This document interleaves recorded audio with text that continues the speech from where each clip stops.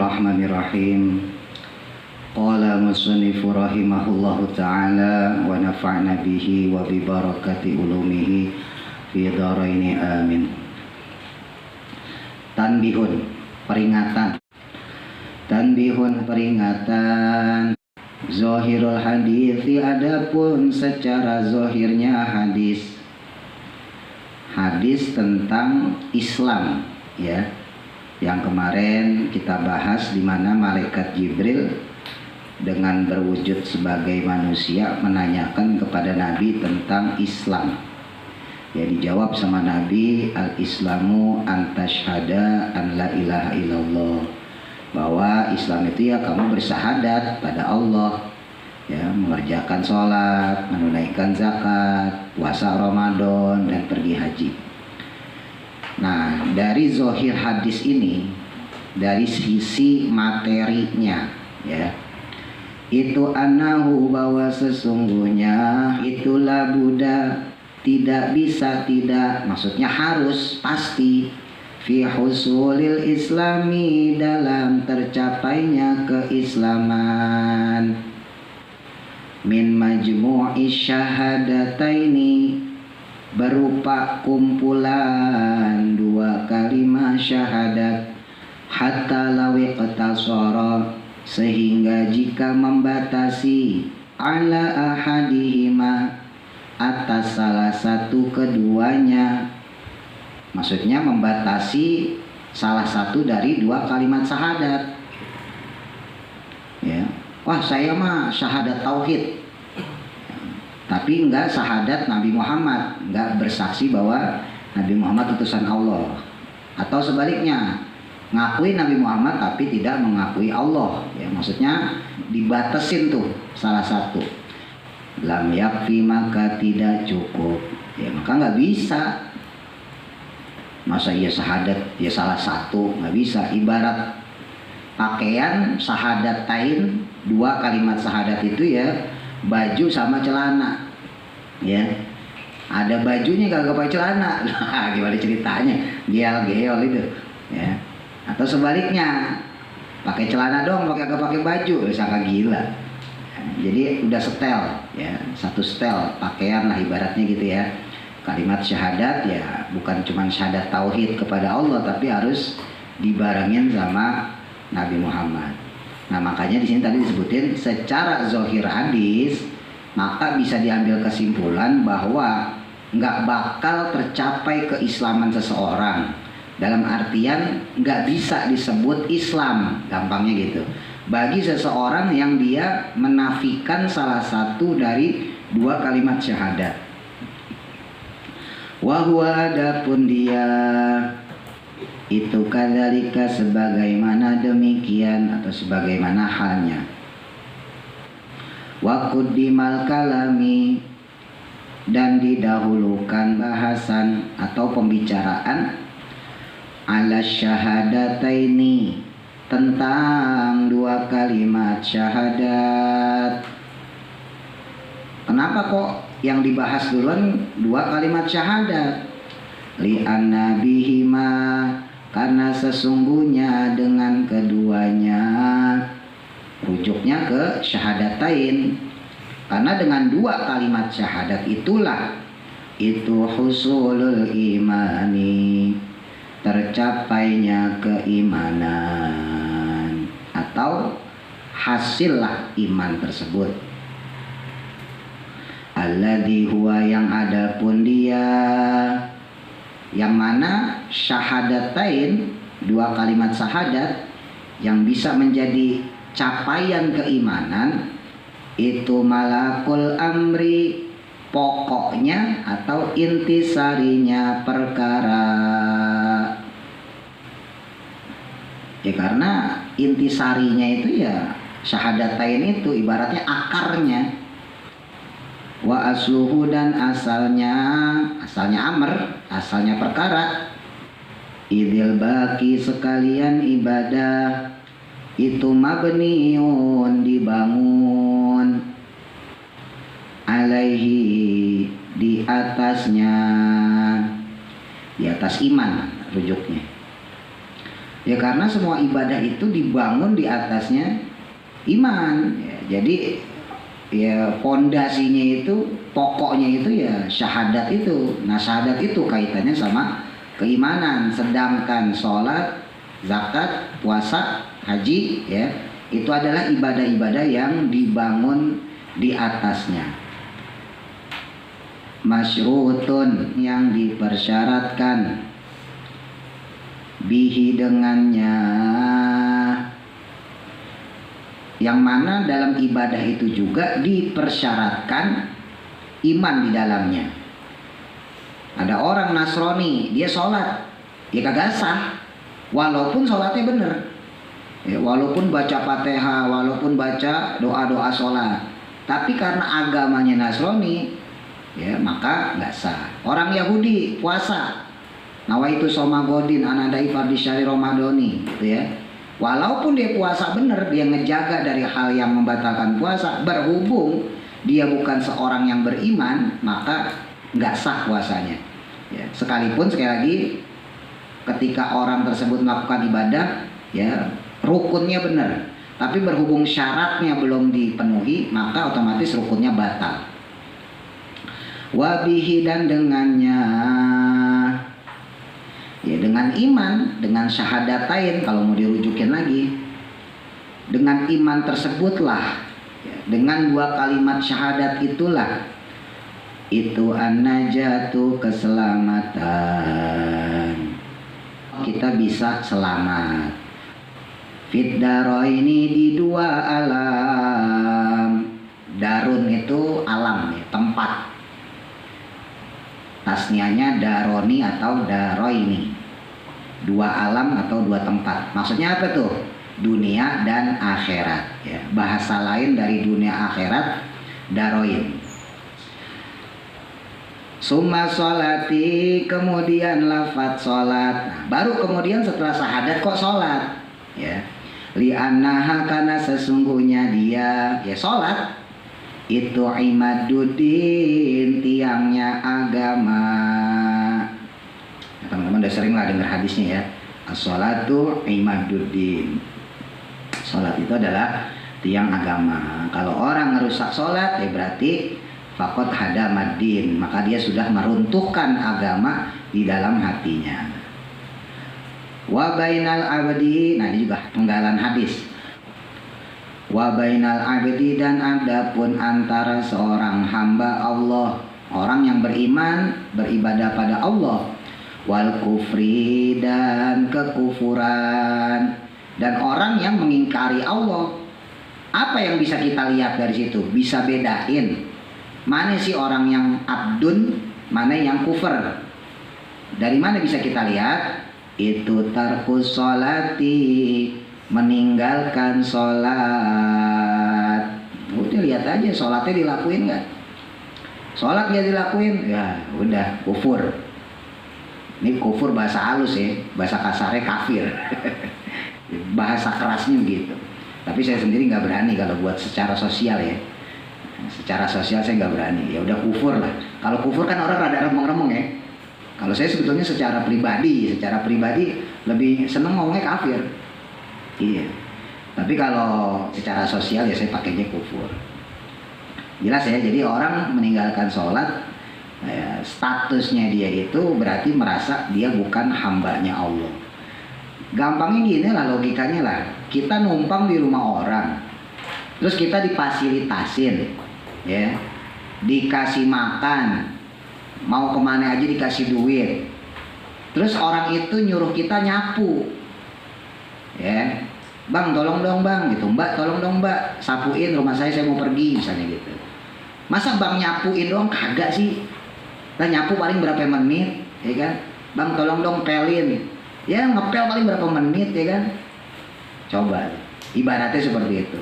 Nah sekarang Allah itu fasilitasin kita, dikasih napas, ya kan? Dikasih makan, dikasih minum, dikasih rasa seneng, bahagia. Ya Mas Andi udah punya anak seneng, punya istri seneng, udah masih jomblo juga seneng aja. Ya. Mbak Dewi misalnya yang lain, punya orang tua, punya kakek, punya nenek, senang aja hidup ya kan, bisa nikmatin hidup, bisa bertemu teman, bisa bertemu saudara, bisa ngaji, bisa sekolah. Masa bang disuruh sholat doang ya kan? Lah sholat paling berapa menit sih, kagak dilakuin, berarti kebangetan. Ibaratnya gitu. Toh sholat itu juga sebetulnya buat ngebersihin diri dia. Ya sama kayak orang nyuruh nyapu, tolong sapu ya rumahnya ya, kamarnya ya. Kan nyapu juga buat kamar dia sendiri. Iya kan? Berarti kan kebangetan banget kalau ada orang disuruh sholat sama Allah, diperintahin sholat kagak mau. Ya. Makanya ya itu disebutnya kufur, berarti dia mengingkari nikmatnya Allah. Padahal kalau secara bahasa tuh lebih ngeri kufur sebetulnya. Secara terjemahan ya, secara terjemahan itu antara kafir sama kufur itu sebetulnya kalau diterjemahin pakai bahasa Indonesia itu lebih dahsyat kufur sebetulnya. Cuman orang masih mending diomongin kufur daripada kafir lah, itu kebalikannya. Untungnya kagak ngerti bahasa Arab dia. Kalau ngerti bahasa Arab sebetulnya ngeri kufur. Kalau kufur itu berarti mengingkari nikmat Allah, bukan cuma mendustai Allah sebagai pemilik dia, tapi juga mengingkari Allah sebagai zat yang memberikan tugas kepada dia. Wali syiddatil hajati, dan karena sangat butuhnya iman ilaiha kepadanya, kepada sholat. Nah, iman itu butuh sama sholat. Iman itu ibarat pohonnya, sholat itu ibarat airnya. Ya, jadi ibadah itu ibarat airnya, ibarat pupuknya. Kalau pohon itu dikasih air dengan cukup, ya, pupuknya cukup, maka pohon itu akan tumbuh subur. Iman itu kalau ibadahnya bagus, sholatnya rajin, maka iman di dalam diri kita bukan hanya bertahan, tapi dia bisa berkembang. Bahkan tidak hanya bisa berkembang, tapi juga berbuah. Sebaliknya, kalau kita punya pohon kok kagak diairin, ya, kagak disiramin, kagak dikasih pupuk, ya, jangankan berkembang, bertahan aja belum tentu gitu. Nah, kita punya iman, kagak ngelaksanain ibadah, kagak sholat, ya nauzubillah, jangan-jangan nanti pas kita mati kita nggak bisa mempertahankan keimanan. Itu bahayanya di situ.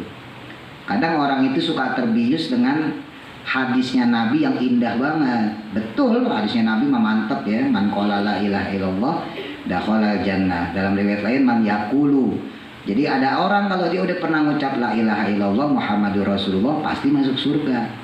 Nah, kadang orang-orang awam memaknai itu ya berarti orang bisa ngucap syahadat udah pasti masuk surga. Padahal nggak titik di situ. Ibarat tadi iman di dalam diri kita itu pohon, maka ucapan la ilaha illallah Muhammadur Rasulullah itu bisa bertahan kalau kitanya itu memupuknya. Nggak ada jaminan kita meninggal itu bisa bawa la ilaha illallah Muhammadur Rasulullah. Masalahnya di situ. Ya memang sih takdirnya mah muslim kita. Kebetulan bapak ibu kita muslim, ya kakek nenek kita muslim, lah jadilah kita orang muslim. Jadi kita lahir itu udah bawa iman. Tapi yang jadi masalah kan apakah iman tersebut tetap berada dalam sanubari kita ketika kita meninggal dunia. Nah itu masalahnya. Oleh karena itu dipupuklah lewat ibadah, dipertahankan, dikembangkan, bahkan kalau bisa berbuah berarti manfaat ya hasilnya.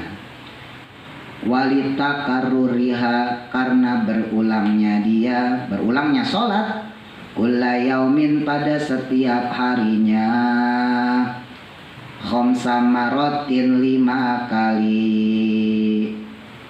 Nah inilah yang membuat setelah iman, maka kedudukan yang penting dalam Islam kita adalah sholat.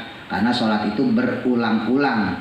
Dalam sehari bisa kita laksanakan sampai 5 kali. Itu belum termasuk sholat sunnah ya. Summa zakati, kemudian yang ketiga zakat. Secara zahir hadis disebutkan li'annaha, karena sesungguhnya dia zakat itu qarinatus sholati, menyertai sholat, fi aksaril mawadi'i, pada kebanyakan tempat atau dalam mayoritas tempat atau dalam mayoritas ayat Quran. Ya, banyaklah di Quran itu aqimus sholah wa atuz zakah ya, dan sebagainya. wali wujubiha dan karena kewajibannya zakat, fi malil mukallafi pada hartanya seorang mukallaf, wa ghairihi dan selainnya. Selain mukallaf, inda aksaril ulama'i menurut mayoritas atau kebanyakan ulama. Jadi alasannya kenapa zakat nomor 3 ya karena dia banyak terdapat ya dalilnya dalam Quran. Terus yang kedua karena adanya kewajiban harta bagi seorang yang mukallaf atau belum mukallaf. Mukallaf ingat ya 3 ya, Islam, baligh, berakal. Nah itu mukallaf. Bukan mukallaf ya berarti bukan termasuk 3 ya. Berarti misalnya Islam dia tapi dia nggak baligh, berarti anak kecil, dia tetap wajib zakat. Maksudnya kayak gitu. Summa shaumi Ramadana, kemudian yang keempat puasa Ramadan. Secara zahir hadis keempat adalah puasa Ramadan, litakarrurihi karena berulangnya puasa Ramadan, fi kulli sanatin pada setiap tahun. Alasannya satu karena Ramadan itu berulang setiap tahunnya. Ya, kemarin kita Ramadan, nanti sebentar lagi kita ketemu Ramadan. Kurang lebih 3 bulan lagi ya. Kalau nggak salah Maret atau April itu kita Ramadan. Ntar ketemu lagi selama umur kita masih ada, ya maka kita bakal terus ketemu bulan Ramadan. Wa kasrati afrodi fa'ilihi, dan karena banyaknya orang yang melakukannya. Maksudnya secara individu orang tersebut banyak melakukan. Ya sama kayak sholat sama kayak zakat. Dia nggak bisa dibadalin. Bi khilafil haji, berbeda dengan haji. Sebab kalau haji itu bisa dibadalin. Ya kalau puasa ya enggak. Orang yang meninggal ya udah nggak wajib puasa. Ya paling kalau misalnya dia masih sempat nemuin bulan Ramadan ya berarti dia bayar fidyah. Keluarganya itu pun bukan dia udah mati ya. Dari keluar dari kuburan biar fidyah repot juga. Siapa yang mau nerima? Mas Andi ya takut ya lari. Sumal haji, kemudian yang kelima haji. Secara zahir hadis yang terakhir baru haji. Nah kenapa kok haji ditaruh di terakhir? Litaghalizi, karena pemberatan. Ghaliz ya, najis mughalazo, najis yang berat. Jamak ya. Al-waradati, yang dinyatakan atau yang teriwayatkan, maksudnya gitu, baik di dalam Quran maupun hadis tentang beratnya ibadah haji, fihi, di dalam ibadah haji. Nahu qaulihi ta'ala, contohnya firman Allah Ta'ala, wa man kafara fa innallaha ghaniyun 'anil 'alamin. Waman, dan adapun orang kafaro yang mengingkari haji. Jadi kufur, kafar, kafir ya, sama ya. Orang yang ingkar. Kalau ada orang yang dia mengingkari haji, maksudnya dia punya duit, lah kok kagak mau berangkat haji.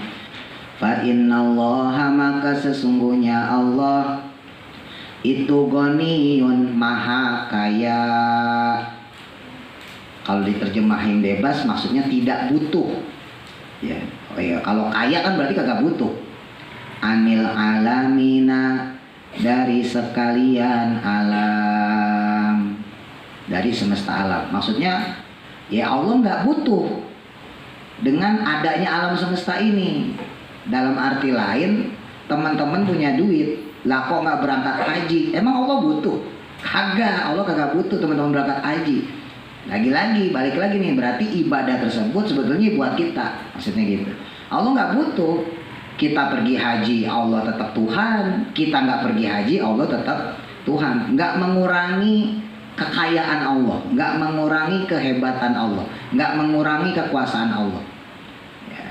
Ya sama seperti kita tadi, saya ibaratin numpang di rumah orang. Orang udah fasilitasin kita, ngasih makan, ngasih minum, ngasih duit. Terus dia nyuruh, bersihin dong, gitu ya, buat kamarmu sendiri. Lah, emang dia butuh? Kagak butuh, dia orang kaya. Bisa aja dia nyari rumah lain, ya kan? Aku pindah aja rumah lain, ya kan? Atau kitanya diusir. Udah pergi lo dari sini. Nah, bisa aja kan? Karena yang punya rumah kagak butuh. Ya sama ibadat itu, Allah nggak butuh sama ibadah kita. Justru kita yang butuh sama Allah, karena kita lagi ngerayu Allah supaya dapat redonya.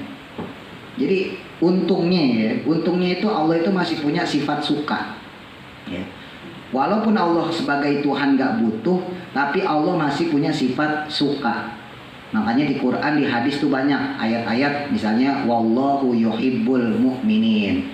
Sesungguhnya Allah mencintai, menyukai orang-orang yang beriman. Wallahu yuhibbul muhsinin. Sesungguhnya Allah itu mencintai, menyukai orang-orang yang berbuat baik.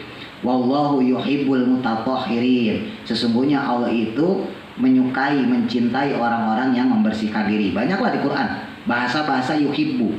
Itu untungnya loh. Allah masih punya sifat suka, masih punya sifat senang, masih punya sifat cinta. Padahal Allah kagak butuh. Jadi kita sholat tuh Allah kagak butuh, nggak ngaruh buat Allah. Emang kalau kita nggak sholat Allah berhenti jadi Tuhan, pensiun gitu? Aku pensiun deh, kagak ada yang sholat lagi, kagak.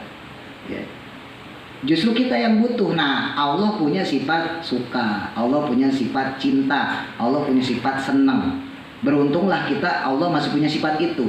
Sehingga ketika kita melakukan satu ibadah, maka kita bisa dapat rasa sukanya Allah, dapat rasa senangnya Allah. Rasa suka Allah, senang Allah itulah yang membuat kita dapat ridhonya Allah. Ya, susah loh berhadapan dengan zat yang nggak butuh loh. Teman-teman lah gampangnya deh. Teman-teman punya saudara gitu ya, atau kita punya sahabat yang dia orangnya kagak butuh. Sementara kita butuh sama dia. Lah manusia kan butuh sama Allah supaya kagak dimasukin neraka. Ya kan? Kita kan butuh, kita pengen masuk surganya Allah. Lah sementara Allah kagak butuh sama kita, lagi gimana coba? Susah loh hubungan sama sesuatu yang gak butuh sama kita.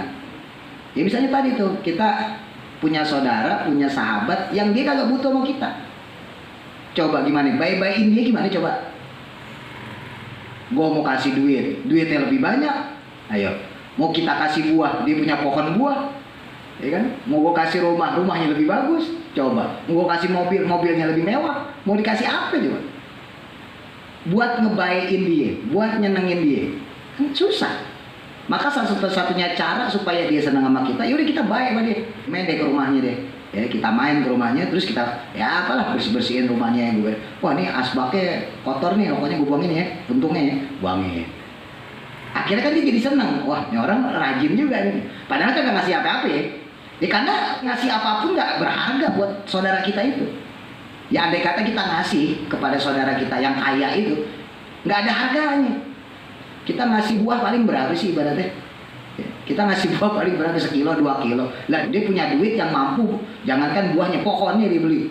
Coba, saking kayanya dia. Kita ngasih duit 100-200 ribu, paling gede 1 juta, 10 juta. Duitnya dia miliaran. Loh saudara kita kaya, coba. Ini saya ambil umpamaan seperti itu ya. Kita kalau berhadapan sama orang kayak gitu, sementara kita butuh nih. Mungkin kita butuh halaman rumahnya buat pesta pernikahan misalnya gitu ya. Kita butuh halaman rumahnya untuk hajatan kita, gampangnya gitulah. Coba gimana cara supaya kita baik-baikin dia, supaya diizinin kita pakai halaman rumah dia. Nah bingung loh, baikin loh. Gue mau kasih duit, malah kesannya jadi ngeremehin kan. Wah duit lo segitu aja, duit gue lebih banyak, ya kan?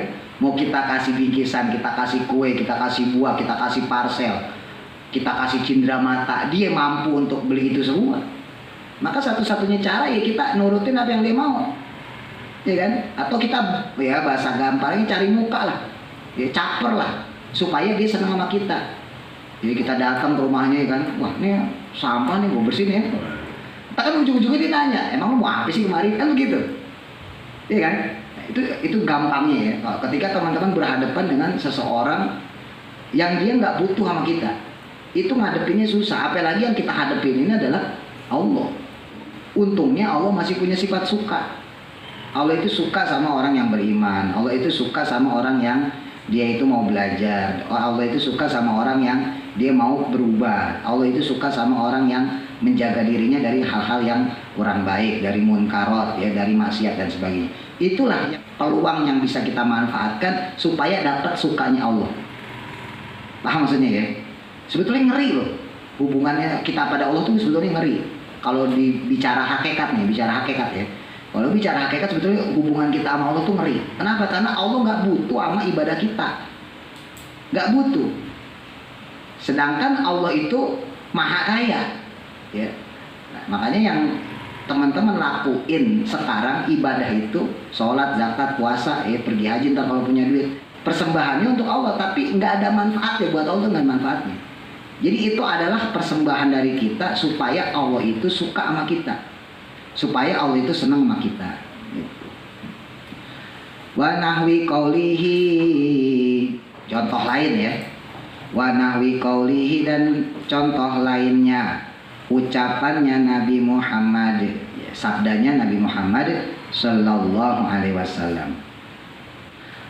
Ini sabda Nabi buat orang yang dia nggak mau melaksanakan haji padahal dia orang mampu, ya. Falyamut, maka silahkanlah dia mati, insya'a, jika dia mau, Yahudian sebagai orang Yahudi, wa insya'a, dan jika mau dia, atau jika dia mau, Nasronian sebagai orang Nasrani. Nah, ini berat juga. Jadi dalam sebuah hadis, andai kata ada orang kok dia punya duit, punya fisik, mampu, dia bisa berangkat haji, tapi dia kagak mau berangkat haji, maka disuruh milih sama Nabi, silahkan mati dalam keadaan Yahudi atau Nasrani, nauzubillah. Ya, dua-duanya kagak bagus. Nah, ini menunjukkan beratnya ibadah haji yang dilakukan, makanya ditaruh di puncak keislaman, yaitu rukun Islam yang kelima. Wasanad guru, dan akan kami jelaskan, maksudnya kata musonef ya, pengarang kitab, insyaallahu, jika berkehendak Allah Ta'ala, fil majlisi, pada majlis atau pada pembahasan, al-ati, yang akan datang, ba'da hada, setelah majlis ini, maksudnya pembahasan bab ini, ziyadatun, sebagai tambahan, alama, atas apa-apa, maksudnya atas keterangan huna, yang ada di sini. Nanti maksudnya setelah ini akan dibahas tambahan untuk masalah bab haji ini. Titik. Ucapannya musonef, ya ucapannya Nabi ya. Wallahu a'lam. Mudah-mudahan manfaat. Al-Fatihah. A'udzu billahi minasy syaithanir rajim. Bismillahirrahmanirrahim.